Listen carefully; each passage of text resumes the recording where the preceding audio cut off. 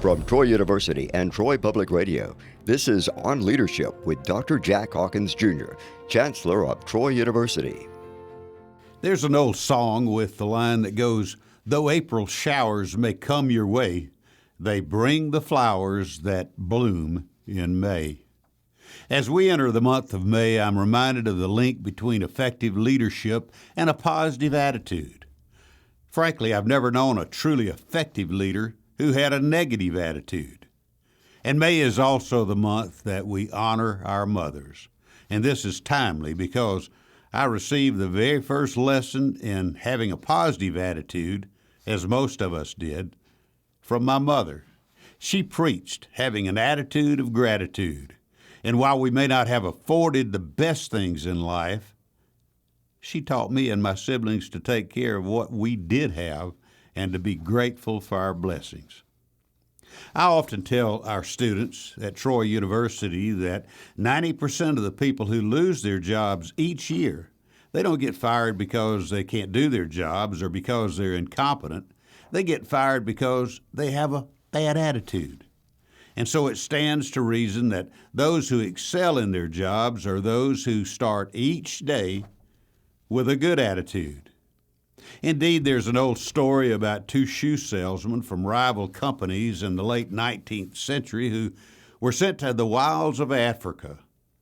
And after a few months, one salesman sent the following telegram back to his boss in America. He said, "I'm coming home. There's no market here. No one wears shoes." The other salesman took a totally different approach. He wired his boss, "Message, send more shoes. All styles and colors. There's a great opportunity here, for no one wears shoes." But leaders have a different challenge. It's not enough for them to maintain a positive attitude. They must also communicate that positivity to the people that they lead every day, no matter what the circumstances. Indeed, one of the most famous examples of positive leadership under fire comes from a report from the Korean War. It was General Chesty Puller, who was known as the Marines' Marine. In fact, Chesty Puller received 5 Navy Crosses for courage under fire. Chesty Puller exemplified the very best of the American fighting spirit, wrapped in a never-say-die attitude. Perhaps the best example of General Puller's leadership in Korea came at the Battle of the Chosin Reservoir, where Chinese forces overwhelmed U.S. and United Nations forces. Chesty's Marines were surrounded by the enemy. Chesty Puller had no choice but to stay defensive until there was an opportunity for escape. And in an effort to give hope to his troops, General Puller radioed headquarters and unleashed his most famous quote. He said, "We have the enemy on our right. We have them on our left. They're in front of us and they're behind us. They can't get away this time." Chesty's Marines rallied and they lived to fight another day.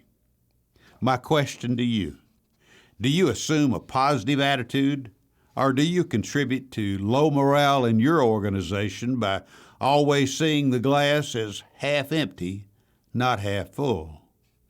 If you constantly complain, you're giving your people the green light to do the same as you do.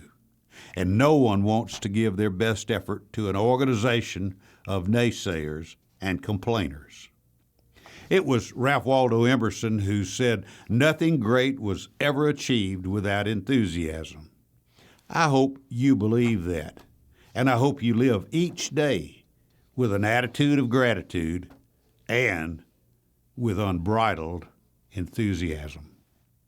As I close this visit with you, allow me to wish some very important people a happy Mother's Day. And that certainly extends to my wife, Janice, and to our daughters, Katie and Kelly, who have given us 4 wonderful grandchildren. In fact, if you're blessed to still have your mom, call her. I sure wish I could. You've been listening to On Leadership with Dr. Jack Hawkins Jr., Chancellor of Troy University. On Leadership is available wherever you get your podcast.